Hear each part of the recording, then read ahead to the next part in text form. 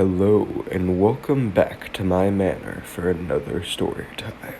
I'm glad you could make it. Today, we have a story about a home intruder. But don't worry, it's no analog horror story. So let's get into it, shall we? Hello, my name is Miles. I'm a 23-year-old guy, 5'5" and a little chubby. I live in a relatively nice suburban neighborhood in a large city.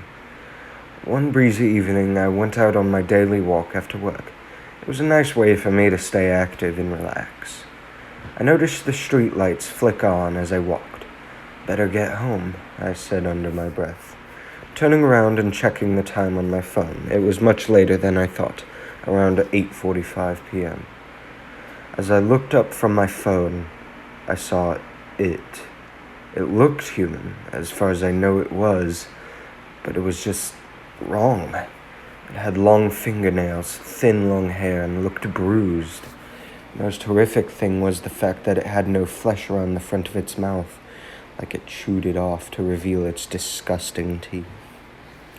I took a detour, not wanting to get close to it. "Probably a drug addict," I said under my breath.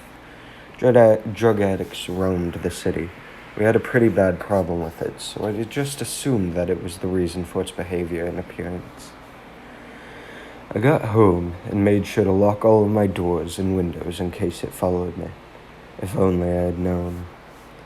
I took some sleeping pills to calm down, slowly slipping into slumber. The next morning, I woke up with a groan, pulling myself up and out of bed. I brewed some coffee, but when I opened my fridge to get creamer, it was trashed. Food was knocked over and missing. I was unnerved, walking around the house and checking all the doors and windows. They were all still locked and didn't look like they were forced open. I sighed and blamed it on my occasional sleepwalking, as I also had some cuts along my leg. Probably tripped and cut myself coming back to bed. I finished my coffee and bandaged my leg before heading off to the bus stop to begin my commute to work. I got home a little later than usual. I decided to get fast food for dinner as I was too tired to cook. As I entered my small house, I heard what sounded like claws clacking against the hardwood floor. I chalked it up to mice, as my house did have a problem with mice and rodents. I sat down on the couch, scarfing down the greasy burger I'd bought and chugging down the soda. It wasn't long before I left for my walk. It was a quick one, as it was a little late. I luckily didn't see that thing on my way back, so I breathed a soft sigh of relief. I locked my door as I re-entered my house, hanging my coat on the hallway closet, the only closet I used out of the three in my house. One other I repurposed into a cupboard. When I entered my kitchen to take my evening meds, I saw the trash can knocked over with the wrappers and unfinished food scattered near it, like something was rummaging through it. I took my medicine before cleaning up the mess, once again chalking it up to rodents. I took one sleeping pill this time, hoping it would keep me from sleepwalking again. I entered my bathroom, brushing my teeth and taking a quick shower, hearing more clattering from the hallway. When I left the bathroom to check, all I found were stray hairs and claw marks. These definitely weren't from rodents. They looked human. That night I made sure to lock my bedroom door and slept with a kitchen knife on my nightstand. I slowly but surely fell asleep.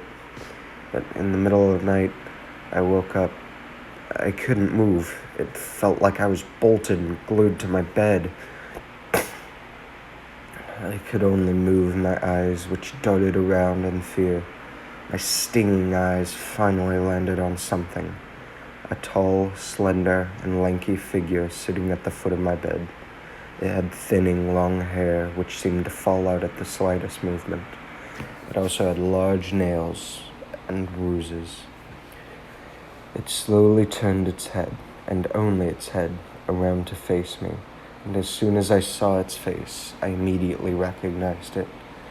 All the flesh around its mouth was missing, revealing its large, disgusting mouth full of teeth. After a few seconds, it darted out of the room at bullet speed, breaking through the doors of my house on its way. After a few minutes, I was able to sit back up, and I felt a warm, dark liquid run down my chin and chest. I touched my mouth, but I didn't feel lips. All I felt was my teeth, no flesh.